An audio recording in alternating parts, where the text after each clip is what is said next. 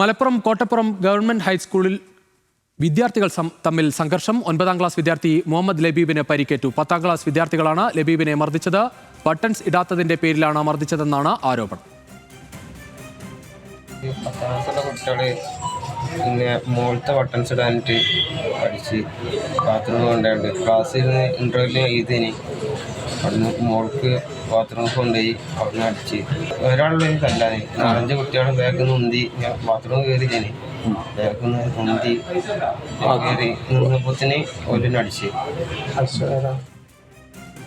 വിവരങ്ങളുമായി ശാന്തകുമാർ ബെല്ലാലത്ത് ചേരുകയാണ്. ശാന്തകുമാർ, സ്കൂളിലെ ഈ അതിക്രമങ്ങളൊക്കെ കുട്ടികളുടെ മരണത്തിന് പോലും കാരണമാകുന്ന സംഭവങ്ങൾ ഉണ്ടാകുന്നു. വീണ്ടും വീണ്ടും നമ്മൾ മുന്നറിയിപ്പുകളൊക്കെ നൽകുന്നു, പക്ഷേ പിന്നീടും സംഭവങ്ങൾ ആവർത്തിക്കുകയാണ്. തീർച്ചയായും രുചീഷ്, അങ്ങനെ തന്നെയാണ്. അതായത് ഇന്ന് ഉച്ചയ്ക്കാണ് ഈ മുഹമ്മദ് ലബീബിനെ നേരെ ആക്രമണം ഉണ്ടാകുന്നത്. ആ സ്കൂളിൽ തന്നെ 10ാം ക്ലാസ് വിദ്യാർത്ഥികളാണ്. മുഹമ്മദ് ലബീബ് 9ാം ക്ലാസ് വിദ്യാർത്ഥിയാണ്.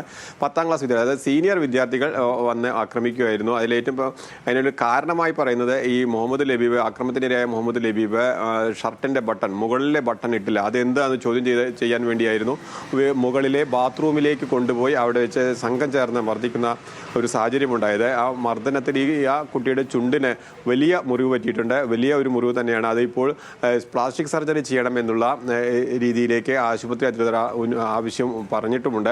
അത്രയ്ക്കധികം ഗൗരവകരമായ ഒരു മുറിവ് തന്നെയാണ്. എന്തായാലും രക്ഷിതാക്കൾ ഈ കാര്യം പോലീസിന് പരാതിയായി നൽകിയിട്ടുണ്ട്. കൊണ്ടോട്ടി പോലീസ് ഈ കാര്യത്തിൽ അന്വേഷണവും പരിശോധനയും നടത്തി വരികയാണ്. ഇത്തരത്തിലൊരു അക്രമം ഉണ്ടാവാനുള്ള സാഹചര്യം എന്തായെന്നുള്ളത് സ്കൂൾ അധികൃതരും പരിശോധിച്ചു വരികയാണ്. രുചീഷ്. ശരി ശാന്തു.